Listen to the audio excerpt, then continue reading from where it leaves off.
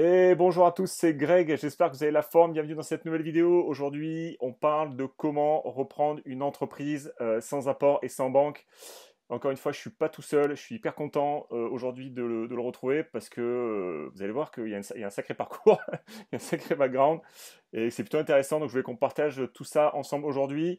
Donc si c'est pas encore fait, évidemment, vous avez dans la description des liens qui vont bien, vous avez aussi le bouton s'abonner, n'hésitez pas à aller faire un tour. Donc aujourd'hui, reprise d'entreprise avec Pedro. Est-ce que tu peux te présenter, nous dire un peu ton parcours et pourquoi tu en es arrivé à la reprise d'entreprise? Super. Bonjour Greg, bonjour à tous. Merci de m'avoir invité. Alors moi, globalement, je suis repreneur d'entreprise depuis 2013. J'ai une stratégie qui est assez simple et qui va parler à tout le monde. Je reprends une entreprise de préférence sans apport et sans crédit bancaire. Ensuite, ça me permet de faire un effet de levier en rachetant les locaux de l'entreprise via un crédit bancaire. Et ensuite, je revends l'entreprise et je conserve les loyers et les locaux. Globalement, c'est la stratégie que j'utilise depuis 2013 et qui m'a permis de m'enrichir et de créer surtout un énorme patrimoine immobilier. Voilà. D'accord, ok.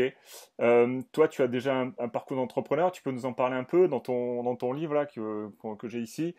Tu parles d'avoir repris une salle de sport où ça s'est pas passé exactement comme prévu, quoi. Oui, c'est vrai qu'en 2013, mon premier deal, ma première affaire a été donc de base, je suis coach sportif de base et en 2013, j'ai l'opportunité de racheter un club de sport, donc je reprends ce premier club de sport. Ensuite, ça me permet de racheter les locaux du club de sport. Ensuite, je rachète un deuxième club qui lui est en difficulté. Derrière, je rachète ensuite encore les locaux et je revends les activités. Mais ce que tu parlais là, c'est qu'en plus de ça, quand j'ai repris mon premier club, au bout de 9 mois, il a pris feu et c'était assez compliqué.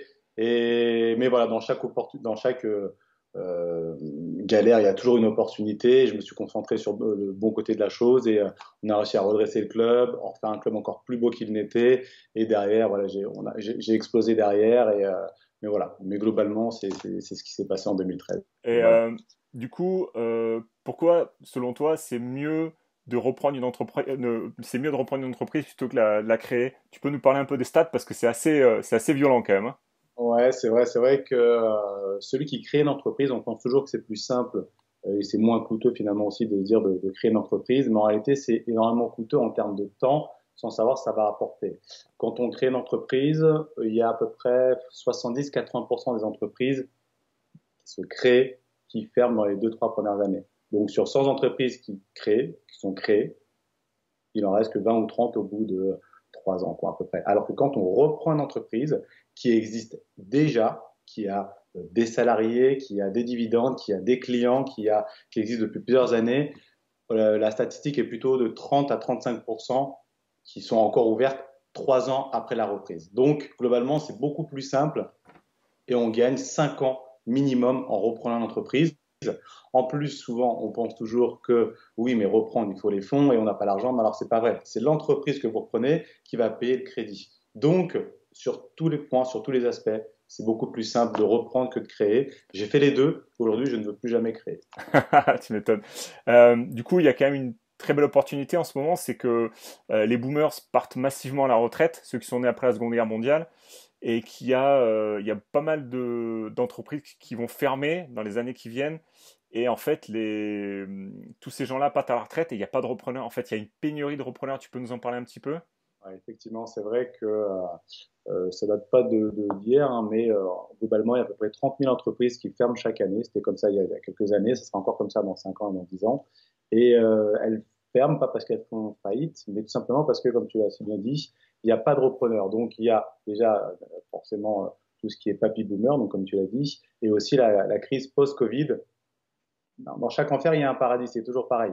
Et ces crises-là, ces choses-là font que, eh ben, c'est servi sur un plateau. Et contrairement à l'immobilier où il y a beaucoup de concurrence, c'est-à-dire que avec toutes les ventes de formation qui ont explosé et qui est très bien depuis 2011, 2012, 2013, il y a eu de plus en plus de personnes formées, ce qui veut dire qu'il y a toujours autant de biens immobiliers à vendre, mais il y a eu de plus en plus de concurrents, donc moins en moins d'affaires. Dans le rachat d'entreprise, c'est la même chose. Il y a à peu près 30 000 chaque année. Ils disent que d'ici les 10 prochaines années, il va y avoir entre 500 000 et 800 000 entreprises à vendre. On n'a besoin que d'une seule. Donc ça ne bougera pas. Par contre, aujourd'hui, il y a personne quasiment qui est formé à ce rachat d'entreprise. Et c'est là, en fait, où il y a une grosse opportunité. C'est vraiment un Eldorado. C'est vraiment le moment d'y aller, quoi. Ouais. Donc du coup, après, il y a des questions qui arrivent assez rapidement. La première, c'est est-ce qu'il faut être du métier pour reprendre la société en question? Donc du coup, la question que je te pose, c'est est-ce qu'il faut bêtement se créer un second job ou est-ce qu'il y a d'autres façons de faire? Ah ouais. Naturellement, on dirait qu'il faut forcément être du métier. Et tu vois, pour le coup, moi qui ai eu des salles de sport et j'ai été coach sportif dans le passé, à ce jour, si tu me proposes une salle de sport qui est ultra rentable, je ne la veux pas, même si elle est super rentable et pas chère du tout, parce que quand on est trop expert du domaine, malheureusement, on va faire des tâches qu'on ne devrait pas faire en tant que chef d'entreprise visionnaire. Notre rôle à nous est d'être chef d'orchestre. Et le chef d'orchestre, il n'est pas censé savoir jouer de la flûte, du piano et ainsi de suite. Nous, ce qu'il faut, c'est donner le tempo, la vision et plutôt que de se dire c'est un inconvénient parce qu'on ne s'y connaît pas, c'est plutôt un avantage. Et réellement. Et je prends un autre exemple, dans les travaux, par exemple pour l'immobilier, ça va parler un peu plus, c'est la même chose pour moi. Je n'y connais rien en travaux et pour autant, je fais beaucoup d'immobilier, je fais faire les travaux. Et c'est un avantage pour moi de ne pas m'y connaître parce que comme ça, je ne perds pas mon temps. Vers la ruée, vers l'or, ceux qui sont enrichis, ce ne sont pas ceux qui cherchaient l'or, mais ceux qui vendaient la pelle et les pioches.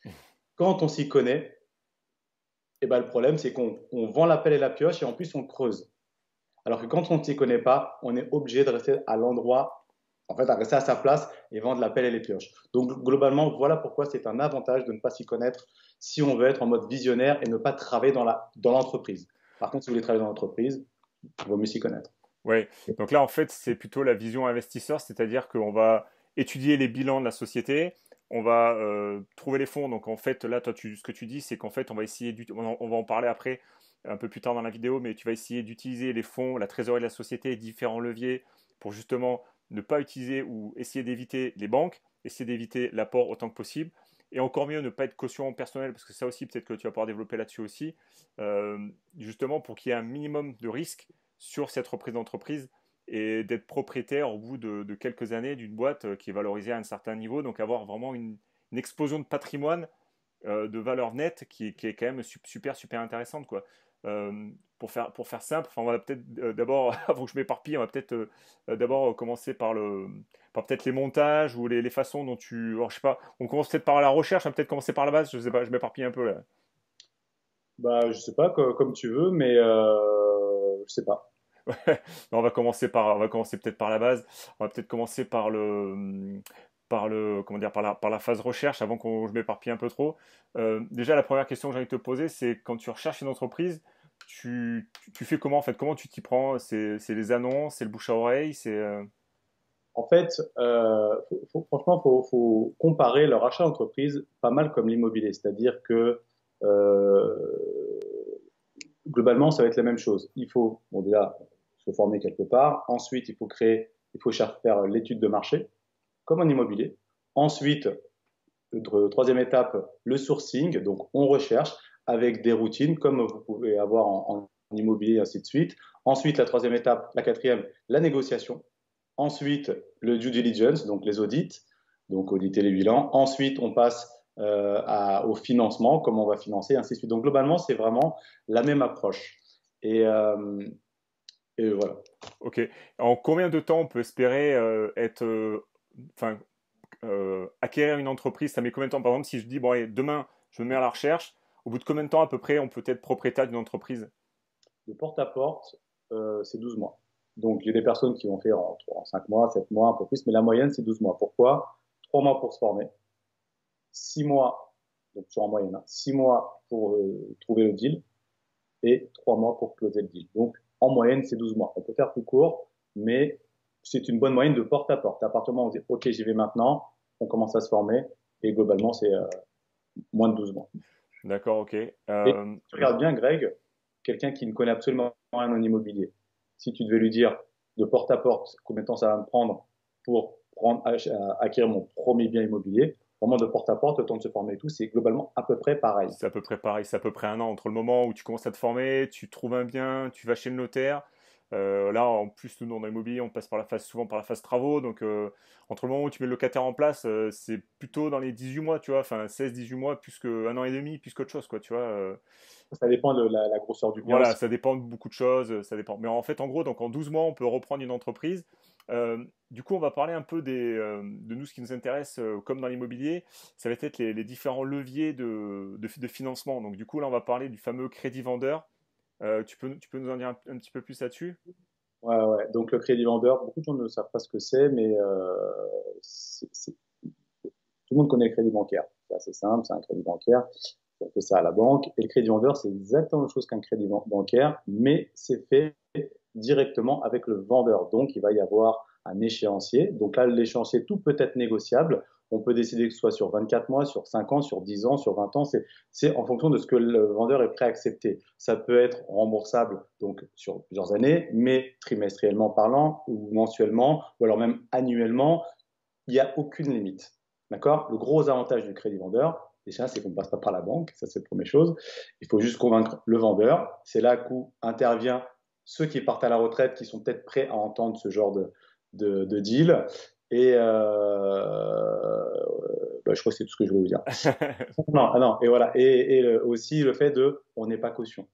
Donc, si demain ça tourne au vinaigre, on l'espère pas, mais si ça tourne au vinaigre, et bah, c'est beaucoup mieux que d'être sous caution et qu'on vient chercher ta maison ou ce que tu as pu acquérir à côté. Mais après, c'est pas la seule façon de financer les boîtes. On peut aussi faire financer la boîte en crédit bancaire, mais par contre sans être caution. Chose qu'il n'y a jamais en immobilier ou très très rarement. C'est-à-dire que tu achètes même un petit studio en immobilier, c'est quasiment sûr qu'on va se baser sur ta caution pour pouvoir emprunter. Alors qu'en rachat d'entreprise, avec certaines façons de faire, on peut ne pas passer par l'endettement personnel. Donc là, on peut cumuler crédit bancaire, on peut cumuler donc crédit vendeur, donc dire au vendeur, bah, écoutez, votre boîte, monsieur le vendeur, votre boîte est par exemple sur 1 million d'euros. Moi, je vous l'achète sur, enfin, le prix de vente de la boîte, c'est 1 million d'euros. Je vous l'achète sur 4 ans, donc ça fait 250 000 par an, admettons. Et donc, du coup, on liste ça sur mensuellement ou trimestre, comme tu dis. Donc, en fait, on peut échelonner tout ça. Donc, ça, c'est super puissant parce que là, si tu dis, bah, écoute, on a possibilité de ne pas passer par les banques, c'est-à-dire qu'en fait, on n'est pas soumis aux règles, aux fameuses règles de HCSF comme on a nous en immobilier. Donc, du coup, en fait, il n'y a plus aucune limite. C'est-à-dire que demain, tu rachètes une boîte, tu peux en racheter une deuxième en crédit vendeur, toujours pareil. Et après, tu peux même cumuler avec de la banque, et ainsi de suite, quoi. Il n'y a pas de limite, en fait. C'est ça. En fait, c'est incroyable. Et en plus de ça, comme on va reprendre ton exemple qui était très bien, 1 million d'euros en crédit vendeur, avec sur 4 ans ou peu importe, mais ça peut être aussi très bien, dès le début, il va dire oui, mais je veux quand même de l'apport. Ouais, mais si tu n'en as pas, comment tu fais? Donc, tu peux très bien faire. Bah, écoutez, ce qu'on va faire, c'est que sur les 1 million d'euros, vu qu'il y a de la trésorerie dans la boîte, je vais vous donner 150 000 euros, mais de vos fonds propres, c'est-à-dire de la trésorerie de l'entreprise. Comme ça, il aura 150 000 du premier coup. Et les 85% restants, soit les 850 000 euros, en crédit vendeur. Donc, quand même, pour être clair, parce que beaucoup de gens pensent que c'est eux qui vont rembourser le crédit vendeur, mais ce n'est pas eux qui vont rembourser le crédit vendeur. C'est les bénéfices de l'entreprise, le cash flow, si tu Mm. préfères, qui va rembourser le crédit vendeur. Donc, si vous voulez acheter une entreprise en difficulté, il n'y a pas trop de sens, parce que s'il n'y a pas de bénéfices, tu ne peux pas rembourser le crédit vendeur. Mais moi, maintenant, je ne m'attaque plus qu'à des entreprises qui sont saines, donc qui sont bénéficiaires. Donc, il y a déjà des bilans, il y a déjà un historique. C'est ça. Le secteur d'activité, en plus, j'imagine que tu dois chercher des secteurs d'activité où c'est plutôt stable. Et là aussi où je veux en venir, c'est la synergie avec nous, l'immobilier, le marchand de biens, ainsi de suite. Donc là, tu peux peut-être nous en parler un peu. Comment on peut mettre l'immobilier au milieu de tout ça? Ouais, ouais. Il y a deux choses que je vais vous donner qui sont des bons tips. Un, surtout à la fin, qui va vous intéresser par rapport au marchand de biens. Mais donc, le truc qui est super intéressant par rapport à l'immobilier, c'est que moi, j'ai beaucoup de personnes que j'accompagne qui viennent de l'immobilier, qui sont soit rentiers ou qui ont déjà beaucoup investi, mais qui sont bloqués par les banques. Soit ils sont bloqués par les banques à cause des financements, soit ils n'ont plus du tout d'apport parce que bah, ça coûte toujours beaucoup, beaucoup d'argent pour investir en immobilier. Donc, l'idée maintenant, c'est de passer par le rachat d'entreprise, vu qu'on vient de voir qu'on n'a pas besoin d'apport, parce qu'on peut prendre les capitaux de l'entreprise pour payer l'apport, et faire un crédit vendeur.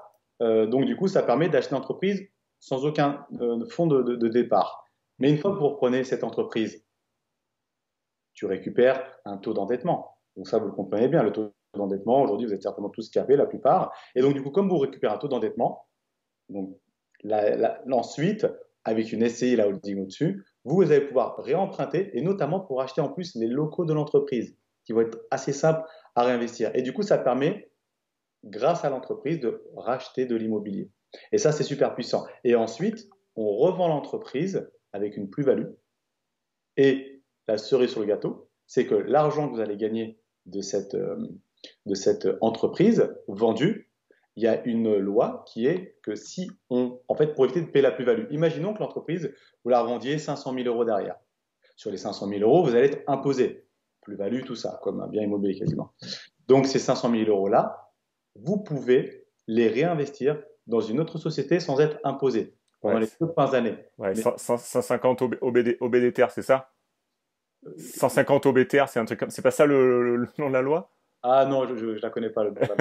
Pour le coup, ça, si j'ai ça à Je mon crois que compte. c'est 150 OBTR. Faudrait vérifier, mais je crois que c'est ça le mot. En fait, je te laisse continuer. Mais en tout cas, tu vois, en tout cas, le truc qui est surtout important, et même les comptables que je vais dire ne le savent, en général, ils ne savent même pas, c'est que tu es obligé de reprendre une entreprise pour pouvoir investir cet argent-là. Mm. Mais il y a une clause qui fait que tu as le droit de le faire pour les marchands de biens. Donc, c'est juste incroyable. C'est-à-dire que là, cet argent-là, cette plus-value-là, tu peux la réinvestir dans du marchand de biens, dans une société de marchand de biens, sans payer la plus-value. Et donc, ça, c'est ultra puissant. Et en plus, comme vous êtes marchand de biens pour la plupart, ça peut être super intéressant pour vous. Ouais, donc là, le texte de loi, c'est bien ça. C'est vous allez taper dans BOFIP, c'est 150 B TR. Donc vous allez tomber sur un texte de loi, vous allez regarder, vous allez voir si c'est super intéressant. 150 B TR. En fait, 150 OB TR. Donc en fait, voilà, c'est ça le texte de loi. Donc ça, Ouais. c'est super puissant. Ça permet de défiscaliser sur la plus-value de la vente de la société. Très très puissant comme système. Et du coup, tu peux le réinvestir uniquement dans le marchand de biens. Sinon, il faut que tu rachètes une entreprise qui existe déjà. Ouais. Donc ça c'est super puissant. Ensuite, comment tu parce que là en fait on a dit qu'on avait acheté l'entreprise, mais quel montage fiscal tu fais sur l'entreprise? C'est-à-dire que tu possèdes 100% des parts en propre? Comment tu gères Ouais, très bonne question. Déjà, le conseil que je peux vous donner, ne jamais acheter en direct. C'est-à-dire, moi, Pedro da Fonseca, je ne vais pas reprendre une entreprise en direct. Toujours une holding entre moi et la société pour faire tampon, pour éviter de venir me faire contaminer. Et pour aller encore plus loin, j'ai une holding patrimoniale tout en haut, où il y a mes SCI, tout ça qui sont inclus dedans. Et entre ma holding patrimoniale, pardon, et la société que je vais reprendre, je vais mettre encore une autre holding pour faire une sorte de fusible pour faire tampon si toutefois ça tournait au vinaigre, que ça contamine uniquement celle qui est en dessous et que ça ne vienne pas contaminer mon patrimoine au-dessus. C'est fiscal un peu tout ça. Après, c'est le comptable, les avocats vous feront les montages en direct, mais toujours une holding entre vous et l'entreprise pour vous protéger en cas de problème. Et si vous voulez, en plus, vous avez une holding au-dessus qui est vraiment patrimoniale où il y a vos biens immobiliers, vous mettez une holding entre votre holding patrimoniale et la holding qui va reprendre ouais. l'entreprise. Je ne sais pas si je suis bien clair, mais globalement, c'est ce qu'il faut savoir. Si, on essaie de se protéger en mettant des sociétés qui fassent un peu écran entre. Si, c'est parfaitement clair. Donc ça, c'est l'optimisation fiscale. Donc là, tout à l'heure, on parlait de racheter une société, mais en fait, on n'est pas obligé de racheter qu'une seule société. On peut racheter des franchises, on peut racheter. En fait, il n'y a pas de limite, quoi. Effectivement. Et tu vois, la façon que j'enseigne le rachat d'entreprise, c'est vraiment pour... Parce que la plupart des gens qui n'ont pas d'apport ou très peu d'apport pensent que, bah, en fait, c'est pas pour eux, ils y pensent même pas parce que pour eux et ça peut être même pour toi, pour tout le monde en général, le rachat d'entreprise, c'est pour celui qui a 100, 200, 300 000 euros sur son compte. Et effectivement, si demain vous voulez vous former par exemple à la chambre des commerces, trucs comme ça, si vous leur parlez de crédit vendeur, tout ça et tout, ils vont dire mais qu'est-ce que vous me racontez? C'est pas Mm. possible. Ils vont dire c'est pas possible parce que eux leur façon de faire, c'est comme pour l'immobilier, l'ancien monde, il n'existait que la location nue, c'est 4-5% de rentabilité à un bien, voilà, c'était avant ça. Et donc avant, il fallait avoir 200, 300 000 euros d'argent sur son compte pour pouvoir prendre une entreprise. Maintenant, avec les nouvelles stratégies, comme en immobilier, la colocation et ainsi de suite, la location courte durée, ces choses-là, on peut maintenant, avec des stratégies qui sont quand même plus difficiles à avoir, c'est plus chronophage à mettre en place, mais on peut reprendre l'entreprise sans apport et sans crédit bancaire, méthode 3.0. Ok, top. Donc ça, c'est super, ça, c'est super intéressant. Donc en fait, ça casse un peu des croyances limitantes là-dessus. C'est vrai que je vois beaucoup, j'ai regardé un peu les annonces par curiosité, et c'est vrai qu'on demande systématiquement de l'apport, de l'apport, de l'apport, de l'apport. Mais en fait, comme tu dis, comme il n'y a pas beaucoup de repreneurs qui sont présents sur le marché, je pense qu'en fait, il y a des vrais leviers à appliquer notamment le fameux crédit vendeur, parce qu'en fait, le vendeur d'une société, si on se met à sa place, il part à la retraite, il y a pas de repreneur. Il y a une boîte qui tourne, 10, 15, 20 salariés, on ne sait pas. Si quelqu'un se pointe et dit, hey, moi je vous la rachète, je sais pas moi, 500 à 1 million, il va peut-être vouloir peut-être prendre 500 ou 1 million plutôt que zéro, quoi. Parce qu'en fait, s'il y a personne, donc du coup, c'est peut-être là le deal de se dire, bah écoutez, vous essayez de vendre depuis 2, 3, 4, 5 ans, il y a personne, moi j'arrive, on peut faire un montage pour que vous récupériez un peu de cash pour partir à la retraite. Bon, il a peut-être accepté, enfin, il y a peut-être possibilité qu'il accepte, quoi. C'est ça, c'est exactement ça. Et en plus de ça, je sais plus ce que je voulais dire, mais en tout cas, c'est exactement ça, hein, de toute façon. Et tu sais que même, tu peux même, imaginons que la boîte se vend 500 000 euros. Si le gars, il est prêt à te vendre sa boîte, aller en crédit vendeur, tu peux même lui proposer un peu plus, 550 000. Tu vois ce que je veux dire? Mm. C'est OK. De toute façon, c'est pas nous qui allons payer la boîte, c'est la boîte qui va se rembourser d'elle-même. S'il y a suffisamment de cash flow, il faut surtout pas hésiter. Mais le truc qu'il faut surtout comprendre là-dedans en grec, c'est que c'est le sourcing le plus important. C'est-à-dire que si une entreprise a un jeune de 35 ans et une boîte presque une licorne, si tu penses pouvoir lui acheter en crédit vendeur, ça ne marchera certainement pas. Pourquoi? Parce qu'il y a certainement 30 personnes qui veulent lui acheter la boîte. Mm. Et c'est pour ça qu'en fait, qu'il faut privilégier les boîtes qui sont difficilement vendables. Ça ne veut pas dire qu'elles sont nulles, en fait. Il faut pas faire le distinguo là-dessus. En fait, le plus important, c'est de trouver le vendeur négociable. Si je vais faire une parallèle à l'immobilier, c'est la même chose. C'est-à-dire que si demain, tu veux faire une offre massacrée sur un jeune qui a un studio, qui a acheté l'année dernière le studio, qui a payé, qui a même investi avec les frais de notaire inclus dans le prêt, il le vend 100 000, tu lui fais une offre à 50 000. Il va jamais accepter. Avoir toutes les volontés du monde, il ne pourra pas parce qu'il doit le rembourser. Maintenant, ce même studio, si c'est une personne de 60 ans qui l'a déjà depuis 30 ans, qui n'a plus de crédit dessus, tu lui fais une offre à 50 000 euros, je ne dis pas qu'il va l'accepter, mais il va pouvoir faire quelque chose. Et c'est toujours la même chose, c'est l'idée de sourcer et de bien préqualifier les vendeurs négociables. Donc là, qu'on soit bien clair, là, on parle de boîtes qui sont dans l'économie réelle, c'est-à-dire, on va parler d'un maçon, on va parler d'une boîte de rénovation, parce que nous, on est intéressé par l'immobilier. Moi, j'ai vu passer des boîtes qui font, par exemple, des cuisines. J'ai vu des boîtes qui faisaient. Et après, j'ai vu beaucoup de restauration aussi, beaucoup de restauration, boulangerie, hôtel. Il y en a énormément. Je pense que ça doit représenter quasi 80% du marché. Donc après, je sais pas quel est ton ressenti là-dessus, mais. Moi, les seules boîtes sur lesquelles ça ne m'intéresse pas, c'est les boîtes où il y a de l'espèce. Typiquement les restaurations, l'hôtellerie, pas trop mon truc non plus, les garages automobiles, toutes ces choses-là, parce que comme je ne travaille pas dans l'entreprise, je fais toujours monter quelqu'un en compétence dans l'entreprise pour qu'il travaille. Bah, en fait, je lui fournis l'appel et la pioche, c'est lui qui va creuser, entre guillemets. Voilà, donc du coup, je préfère ne pas jouer avec l'espèce. Donc, des boîtes où il n'y a que des transactions que je peux retracer. Ok.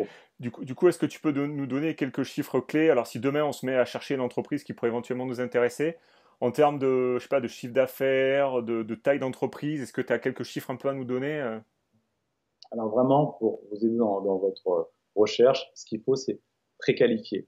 Je vais faire la parallèle avec l'immobilier, toujours, c'est toujours plus simple pour comprendre. Si demain, vous voulez chercher un bien immobilier, il faut d'abord choisir la stratégie. Est-ce que ça va être colocation, des immeubles de rapport? Enfin, il faut savoir. Et si vous êtes OK avec une colocation, par exemple, vous allez regarder uniquement les appartements qui font au moins minimum 3 chambres et plus en 90 mètres carrés. Donc ça, c'est pour préqualifier. Et dans le rachat d'entreprise, c'est la même chose. Si vous voulez chercher une entreprise, cherchez minimum 500 000 euros de chiffre d'affaires. Je n'ai pas dit le prix de la boîte, c'est le montant du chiffre d'affaires. Pour quelle raison? Parce qu'en dessous de 500 000 euros, par exemple, on va prendre l'exemple d'un artisan. Un artisan, il va peut-être faire 200, 300, 50 000 euros de chiffre d'affaires. Il est tout seul dans sa boîte. Si il vous vend sa boîte, il vous la vend 5 000 euros, vous allez dire, oh, c'est génial, c'est une bonne affaire. OK, on l'enlève de sa boîte. Qu'est-ce qui fait tourner la boîte? Vous? Non. Et donc, pour éviter ça, et donc pour éviter de perdre du temps à se déplacer, voire entre guillemets des biens, où là c'est des affaires, mais qui au final on sait qu'elles vont mourir dans l'œuf, il vaut mieux préqualifier, minimum 500 000, parce que 500 000 euros de chiffre d'affaires, en général, il y a déjà au moins une petite structure qui est en place, une petite équipe, 3, 4, 5 personnes au moins, qui fait que quand vous allez reprendre, la boîte peut déjà tourner sans vous, et c'est vous, vous allez juste donner les instructions, la direction. C'est pour ça que c'est minimum 500 000 euros de chiffre d'affaires. Après, 500 000 euros de chiffre d'affaires, la boîte peut se vendre 10 000 euros. Hein. Ça, rien à voir le chiffre d'affaires avec le prix de vente. Ok. Euh, Après, l'autre question qui me venait, c'est en termes de, une fois que tu arrives à avoir du coup, ce chiffre d'affaires, c'est quoi les autres données qui sont importantes pour nous quand on veut reprendre une entreprise? Pour faire, en fait, les choses, il faut les faire simples. Moi, j'ai pas fait d'études, hein, et Hmm. je maîtrise quand même les choses maintenant, mais on peut faire toujours simple ou faire compliqué. Et un truc vraiment assez simple, c'est le bénéfice. Le bénéfice, bon, souvent, on peut le multiplier par 3 ou par 5, c'est-à-dire que si la boîte a fait 500 000 euros de chiffre d'affaires, elle a peut-être un bénéfice, enfin, certainement, j'espère, peut-être, allez, disons, peut-être 100 000 euros de bénéfice. Hmm. Donc, globalement, ça va se payer entre 3 et 5 fois ce bénéfice-là. Bon. Mais ce qui est le plus important, c'est de se dire, OK, il y a 500 000 euros de bénéfices par an. Tous les mois, ça fait quoi? Ça fait peut-être, je sais pas, comme ça, 40, on va en dire à 40 000. Ça fait 40 000 euros de chiffre d'affaires tous les mois. De là, j'ai combien? J'ai peut-être 30 000 euros de charges. Ça veut dire qu'il reste 20 000 euros de bénéfices. Je vais devoir ajouter le montant du crédit. Je dis bêtise, peut-être de 10 000 euros en plus pour acheter ça. Ce qui veut dire qu'il me reste 10 000 euros de cash flow. Globalement, c'est comme ça qu'il faut raisonner. Il y a plein de façons de calculer, des dizaines, des centaines de façons de calculer une entreprise, mais qui vont vous faire détester ça. Parce que c'est comptable. On fait simple, c'est comme du cash flow, comme dans l'immobilier. Chiffre d'affaires, charge, crédit en plus. Quel est le résultat net dans ta poche? C'est 10 000 euros. Est-ce que tu es prêt à y aller pour 10 000? Oui. OK. Oui, pour 5 000? Oui, voilà. Et c'est comme ça que vous savez quelle limite vous êtes prêt à accepter de reprendre l'entreprise. C'est le cash flow qui reste tous les mois. Ok. Et en termes de stabilité, tu vises des boîtes qui ont quelle durée d'ancienneté? Est-ce que tu as t'as des critères là-dessus? Critères, non, mais il faut qu'elle ait quand même plusieurs années, hein, je sais pas, déjà peut-être 5 ans, mais minimum. Mais ce qu'il faut, c'est que elle ait déjà une équipe qui soit structurée et qui est, en fait, je suis que sur des boîtes saines maintenant, donc il faut qu'elle ait un chiffre d'affaires, qu'elle ait du bénéfice, qu'elle ait des salariés, qu'elle ait des clients, et surtout, parce que parfois on peut avoir tout ce que je viens de te dire, mais il y a un problème dedans, c'est que le cédant, donc le patron, il est encore trop impliqué dans l'entreprise. Ce qui fait que si tu l'enlèves, la boîte, elle s'écroule. Et c'est quasiment le plus important à regarder ça au final. Donc voilà, c'est vraiment ces critères-là que je viens de te dire qu'on doit essayer de respecter. Ok. Top. On a parlé un peu des process. On a parlé un peu du coup de la vision. Parce qu'en fait, là, toi, ce que tu enseignes, c'est qu'en fait, il faut vraiment être un visionnaire. C'est-à-dire qu'en fait, on rachète la boîte, on essaie de la structurer pour qu'elle puisse tourner sans nous. C'est-à-dire qu'il va falloir mettre une personne à la place du gérant actuel ou à la place du patron. C'est-à-dire peut-être falloir le former ou le recruter. Et après, donc du coup, on va être en contact permanent avec lui. Donc peut-être pas au début, ça va peut-être, je sais pas, une fois par semaine. Et après, progressivement, essayer comment dire, de le driver, mais un peu en mode distance. C'est comme ça que tu vois un peu les choses, toi? C'est ça. En fait, globalement, on peut dire qu'il y a trois types de repreneurs. Mm. Après, c'est de savoir. En fait, il n'y a pas de vérité vraie, c'est-à-dire que l'un n'est pas forcément mieux que les autres, mais il y a des avantages des uns et des autres. Premier type de repreneur, c'est le visionnaire. Donc le visionnaire, pour faire simple, c'est celui qui fournit la pelle et la pioche. Ensuite, il y a le gestionnaire. Le gestionnaire, typiquement, c'est celui qui fournit la pelle et la pioche et qui creuse aussi avec. Donc, ça veut dire qu'il va être employé de sa propre boîte. Et ensuite, il y a le troisième type de repreneur, c'est en mode private equity, c'est-à-dire rachat de parts. C'est-à-dire que tu as des compétences, peut-être, je dis une bêtise, en marketing, tu vas reprendre une boîte en échange de ton expertise. Donc, tu vas reprendre peut-être 10, 20, 30, 40% des parts en échange de ton temps, de ton expertise. Donc globalement, c'est là les trois choses. Ce qu'il faut juste savoir entre ces trois choses-là, c'est qu'il n'y en a pas un qui est mieux que l'autre. Moi, maintenant, personnellement, je suis dans le visionnaire, uniquement visionnaire. Mais quand j'ai débuté, j'étais gestionnaire aussi.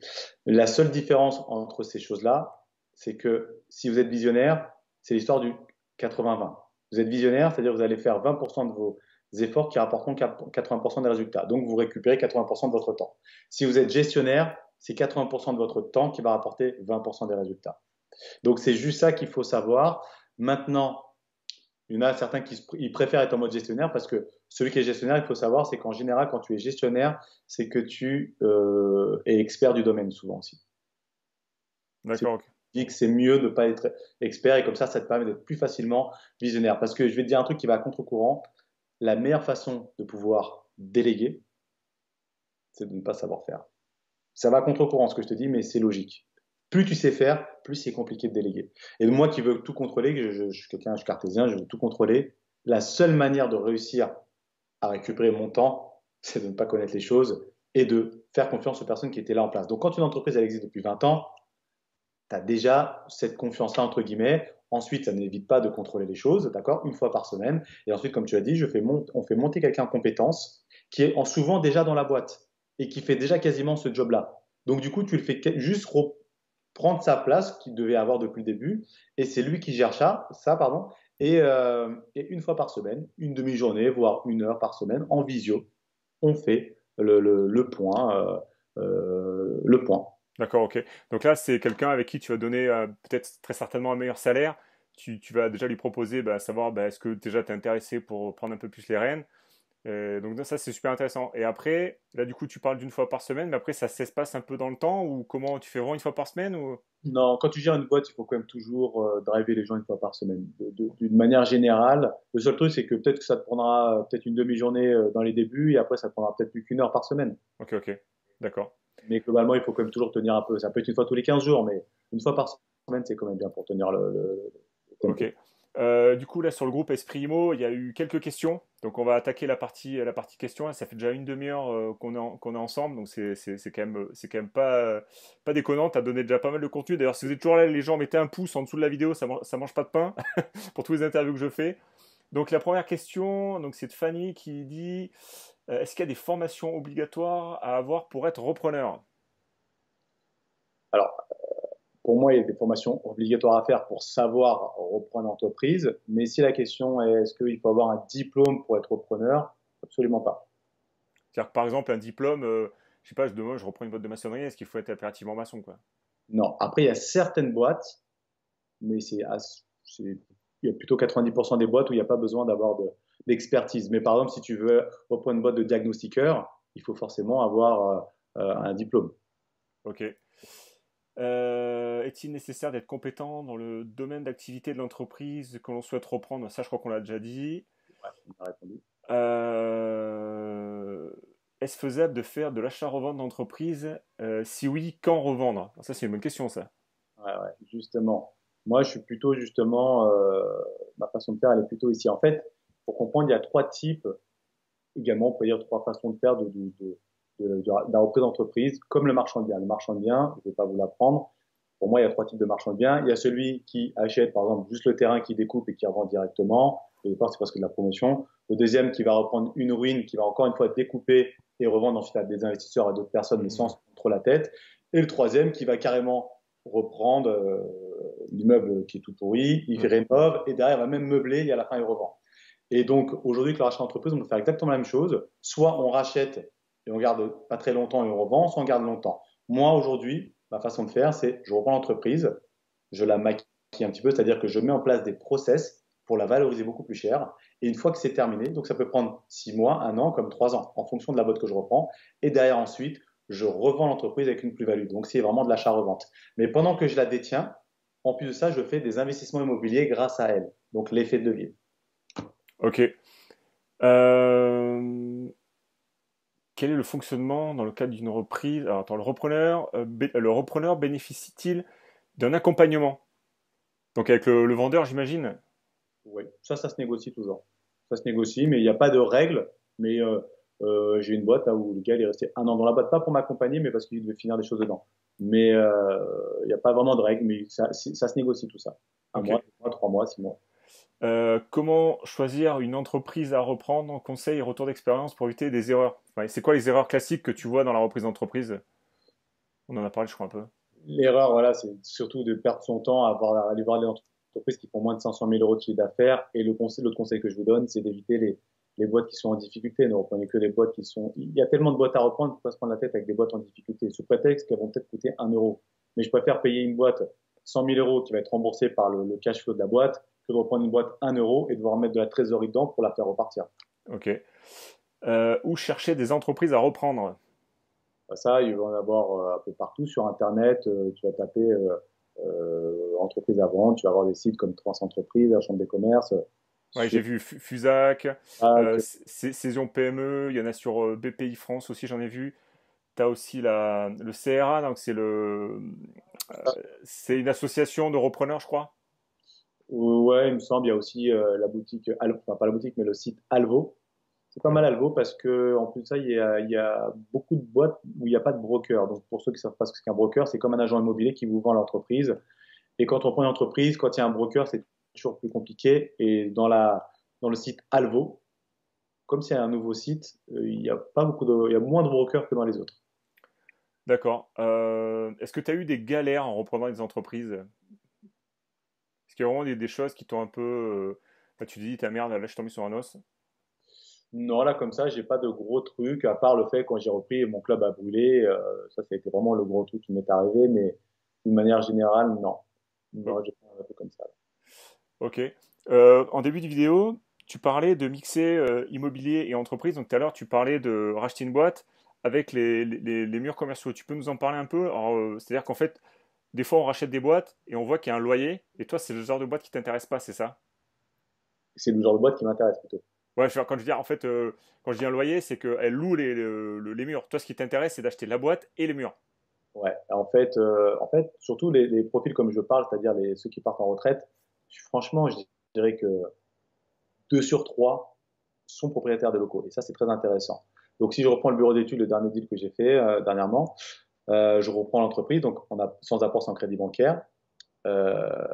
Ensuite, j'ai fait une offre pour acheter les locaux de cette même entreprise, vu que c'était le même cédant.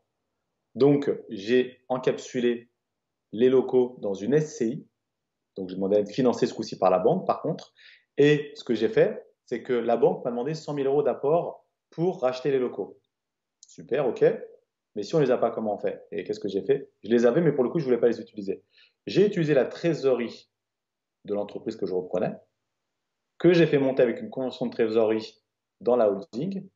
Et ensuite, avec une autre convention de trésorerie, je l'ai apporté dans la SCI.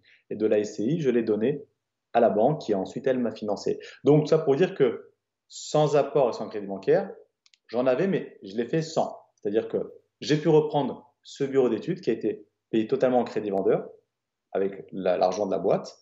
J'avais de la trésorerie dans l'entreprise. Je m'en suis servi en plus pour racheter avec la holding les locaux de l'entreprise. Et aujourd'hui, il y a donc depuis 30 ans que ça existait, hein, cette boîte-là, il y a un loyer de 5 071 euros et j'ai 2 200 euros de crédit sans rien faire. Donc maintenant, ensuite, je vais revendre ce bureau d'études avec une plus-value et moi, je conserve en plus les loyers avec les locaux. D'accord, super intéressant parce que là, tu as racheté la boîte, donc du coup, pendant quelques temps, tu vas très certainement avoir un crédit vendeur parce qu'en fait, ce qui est intéressant, on va partir sur un exemple concret. Demain, la boîte vaut encore 1 million. Tu l'as fait financer sur 4 ans, ça fait 250 000 euros. Au bout de ces 4 ans ou de ces 5 ans de détention de la boîte, ben, tu as une boîte qui vaut 1 million d'euros, on est d'accord? C'est-à-dire qu'en fait, il n'y a plus de crédit sur cette société en face, quoi. Donc si demain tu la revends et que quelqu'un est reprêt à mettre 1 million d'euros parce que tu l'as gardé dans l'état, ben tu récupères 1 million d'euros au bout de 4-5 ans. Je veux dire, quel autre moyen de s'enrichir est aussi puissant que ça? Enfin, je sais pas. Mais... Non, mais là-dessus, c'est pas pour rien que 60% des plus grosses fortunes du monde sont enrichies grâce au rachat d'entreprise. Mais ce que je veux dire par là, c'est que, alors attends, là tu m'as dit, attends, tu m'as parlé quoi déjà? C'était, C'était 1 million d'euros sur 4 ans, et en fait, c'était la boîte que tu avais financée en crédit vendeur, qui en fait, bah, du coup, au bout de 4 ans, bah, du coup, tu possèdes une boîte qui vaut 1 million d'euros, quoi. voilà. Pour ma part, en fait, c'est toujours pareil. Moi, quand je reprends une entreprise, l'histoire du marchand de biens tout à l'heure, trois types de marchands de biens, Mm. je ne suis pas là pour développer le chiffre d'affaires. Si la boîte fait 500 000 euros de chiffre d'affaires, par exemple, en tout cas, ce que j'aime faire aujourd'hui, c'est pas la passer de 500 000 à 5 millions. D'autres peuvent le faire, mais moi, je choisis plus de faire ça. Je préfère rester au même chiffre d'affaires, juste mettre en place des process qui n'existent pas, des trucs assez simples, mettre des CRM en place, des logiciels qui n'existent pas, des choses en fait qui font que on va embellir la boîte et en fait elle sera plus facilement vendable. L'idée en fait c'est que si je reprends un bureau d'études, il faut que j'arrive à mettre des process en place et qu'un boulanger qui ne connaît pas le métier puisse la reprendre. Et juste de faire ça, ça peut me prendre 6 mois, un an et demi. La même boîte, elle fait toujours 500 000 euros. 6 mois, je l'ai payé, je dis bêtise, 200 000 euros. Un an et demi plus tard, je peux revendre la même boîte, bah, peut-être 400 000 euros. Donc, du coup, ça ne me permet de pas attendre la fin du crédit. je rembourse le crédit et j'ai une plus-value de 200 000 euros. Et en plus, j'ai gardé les locaux. Et tu comprends ce que je veux dire? Donc, c'est là où c'est très puissant. Donc, soit on fait comme tu as dit, on attend les 5 ans pour bien capitaliser, faire augmenter le chiffre d'affaires. Pendant ce temps-là, on gagne beaucoup d'argent et ainsi de suite. Soit on peut aller plus vite, achat-revente, le temps juste de mettre des process en place, c'est-à-dire qu'on ne se prend pas trop la tête. En plus, c'est même pas moi qui les mets en place, ces process. J'ai des prestataires qui viennent et qui mettent ça en place et tout, payés par la boîte. Et derrière, je revends ça assez rapidement. Ouais, en fait, il y a beaucoup de stratégies qui sont possibles. Là, j'en pense à une autre aussi, c'est racheter des concurrents de la boîte en question et du coup créer un espèce de conglomérat. Et en fait, plutôt que de, comme tu dis, d'essayer de développer la boîte, de doubler le chiffre d'affaires, ben, on achète le concurrent qui fait le même chiffre d'affaires et du coup, en 12 mois, on a doublé le chiffre d'affaires. Ouais, c'est la croissance externe, effectivement. Il y a deux types de croissance externe. Il y a la croissance externe donc à l'horizontale. Donc, quand on dit croissance externe à l'horizontale, c'est-à-dire on reprend les concurrents. Donc, on prend l'exemple du bureau d'études. J'ai un bureau d'études. Je veux passer, on va dire qu'il fait 1 million d'euros de chiffre d'affaires. Je veux passer de 1 million à 2 millions. Soit je me prends la tête en interne et du coup, il faut le faire avec les moyens du bord. Ça va prendre un peu de temps. Ou si je veux aller plus vite, je reprends un autre bureau d'études, donc à l'horizontale, Mm. qui lui fait 1 million d'euros aussi, par exemple.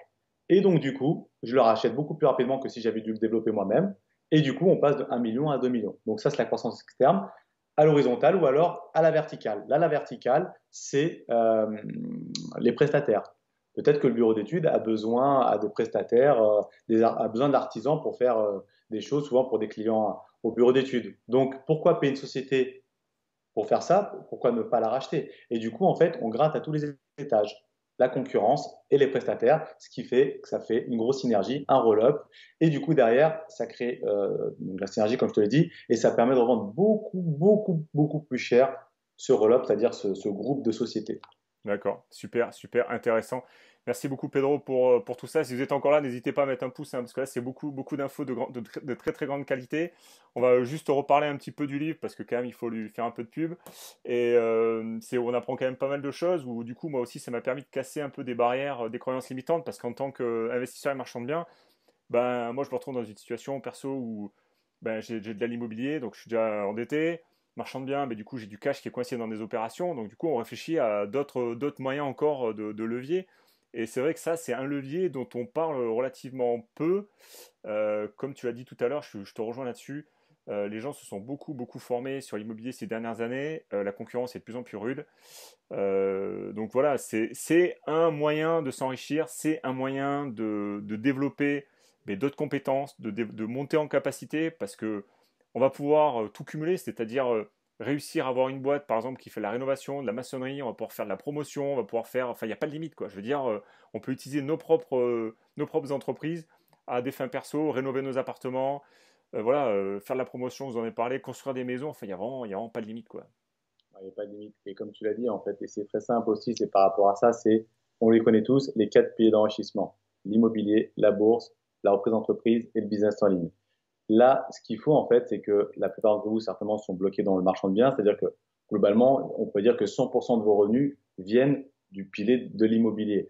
Là où ça devient un danger, en plus, c'est bloquant. Et l'idée, c'est d'avoir 25% de chacun de nos revenus dans chacun de ces piliers-là. Et l'idée, c'est que si vous avez 100% de vos revenus dans un pilier, peut-être l'immobilier, c'est une bêtise, l'idée, c'est pas de diminuer ces revenus-là, c'est d'augmenter les autres. Et donc, si je prends mon exemple, j'ai commencé par le rachat d'entreprise, donc par le bas, qui m'a permis de gagner bien ma vie, qui m'a permis de faire un gros effet de levier en rachetant beaucoup d'immobilier et faire toutes les méthodes, colocation, immeuble de rapport, sous-location, ces choses-là, qui ensuite m'a permis de faire un effet de levier sur le business en ligne, c'est-à-dire la vente sur Internet, en créant des formations, organismes de formation pour investir dans l'immobilier et pour reprendre des entreprises. Et derrière, maintenant, cet argent-là me permet de faire un effet de levier en investissant dans la bourse. Et c'est vraiment comme ça qu'il faut voir les choses. C'est-à-dire que là, si vous êtes trop bloqué, il faut réfléchir comment faire un effet de levier. Et Ok. la entreprise en est une solution. Ouais, d'ailleurs, on mettra le lien de ton groupe dans la description. Si vous êtes toujours là, si vous êtes toujours parmi nous, il y aura un lien vers ton livre et vers le groupe dans la description. Mais écoute, Pedro, on a quand même fait un joli petit tour. Ça fait déjà 45 minutes qu'on est ensemble. C'est quand même pas mal. Tu as donné quand même beaucoup, beaucoup d'infos. Est-ce que tu as peut-être des ressources à nous donner autour de la reprise d'entreprise ou hormis ton groupe et ton livre, est-ce qu'il y a d'autres choses qu'on pourrait regarder?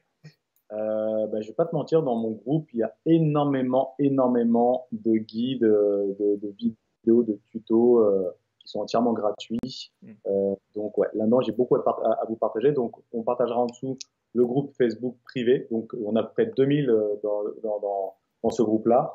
Et aussi, je mettrai le lien du groupe en dessous. Et ceux qui passent par ce lien-là, ben, en plus, ils auront les frais de port offerts dans le livre avec d'autres bonus parce qu'ils viennent de ta part. Ok, super. C'est top. Est-ce que tu as envie de finir par quelque chose en particulier, une citation, un livre qui t'a marqué récemment ou autre chose Dans la perche, un livre qui m'a marqué dernièrement, c'est Reprise d'entreprise.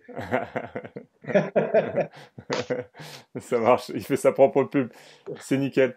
Bon, bah écoutez les gens, bah merci d'être encore là. Vous avez des liens évidemment dans la description. Abonnez-vous si c'est pas encore fait. Mettez un énorme pouce like aussi pour tout ça. Vous avez des liens autour de cette vidéo. N'hésitez pas à aller faire un tour. Pedro, je te dis à très vite pour une prochaine. Et puis bonne reprise d'entreprise. Allez, à bientôt. Salut. Ciao, ciao.